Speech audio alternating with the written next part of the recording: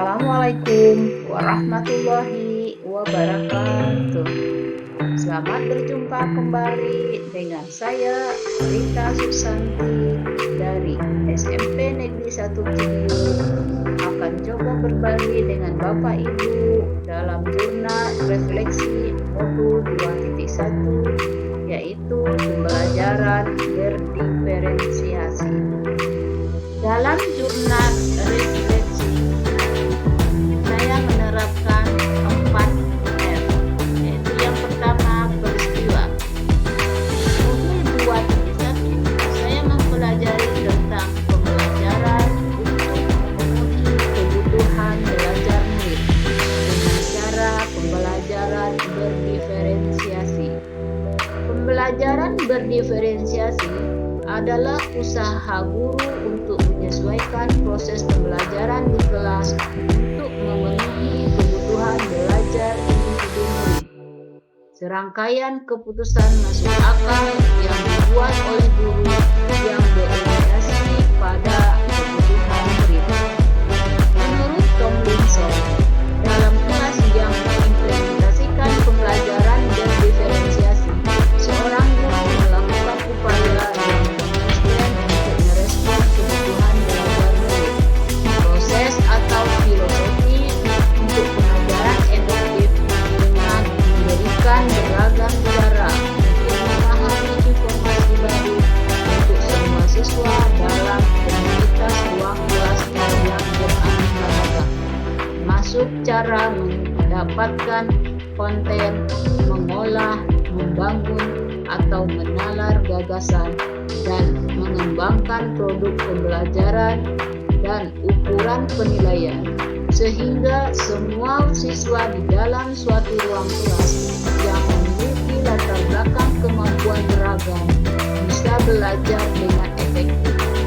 Guru dapat melakukan di dalam kelas dengan tiga cara, yaitu menentukan tujuan pembelajaran, melakukan analisis kebutuhan belajar dengan melaksanakan asesmen diagnostik berdasarkan tiga aspek, kesiapan, minat, dan profil murid, menganalisa penerapan diferensiasi konten, proses, dan produk yang sesuai dengan kebutuhan belajar murid, merealisasikan RPP berdiferensiasi, serta melakukan asesmen sesuai dengan skenario singkat RPP berdiferensiasi.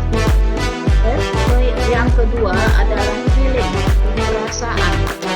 Perasaan saya merasa bahagia, senang sekali karena banyak ilmu yang didapatkan, cara yang harus dirubah dalam memenuhi kebutuhan belajar murid, dan semakin semangat untuk merubah perlakuan pada murid. Kita harus lebih memahami kebutuhan belajar murid. Gaya belajar murid perlu diketahui dari awal belajar dengan memberikan asesmen gaya belajar, sehingga kita dapat mengelompokkan murid yang gaya belajar visual, audio, dan kinesthetik, sehingga kita dapat membuat pembelajaran yang beragam sesuai dengan gaya belajar murid dan harapan murid dapat terlayani sesuai dengan kebutuhan belajar, sehingga murid merasa termotivasi untuk menerima pelajaran dari gurunya dan merasa bahagia dalam menambah ilmu. F yang ketiga adalah feeding, pembelajaran. Dengan adanya pembelajaran berdiferensiasi ini, kebutuhan belajar murid dapat terpenuhi.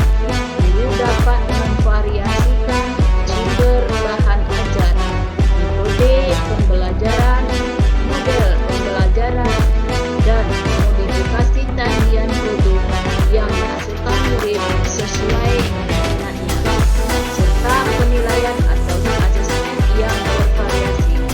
Diharapkan murid dapat terpenuhi kebutuhan belajar, sehingga murid menjadi nyaman ketika menerima pengetahuan baru dari gurunya.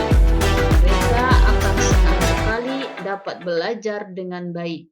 tanpa ada lagi rasa tidak menyenangkan yang menggantung di hati mereka. Motivasi belajar juga pelan-pelan akan mulai tumbuh dengan sendirinya dan akan merasa kalau ada jam kosong itu merugikan mereka sendiri, sehingga kemandirian mereka dalam belajar dapat terpenuhi dan disesuaikan dengan visi dan misi sekolah tentang kemandirian itu. Keempat, kultur penerapan.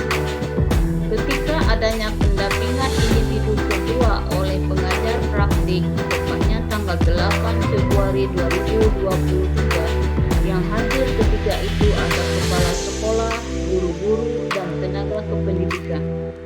Kami sudah membahas visi sekolah yang harus dirubah karena visi sekolah yang lama belum lagi tepat sasaran, yaitu harus memprioritaskan murid, di mana kami sepakat waktu itu visi diganti menjadi mewujudkan murid yang religius, berkarakter, mandiri, kolaboratif, dan berwawasan global.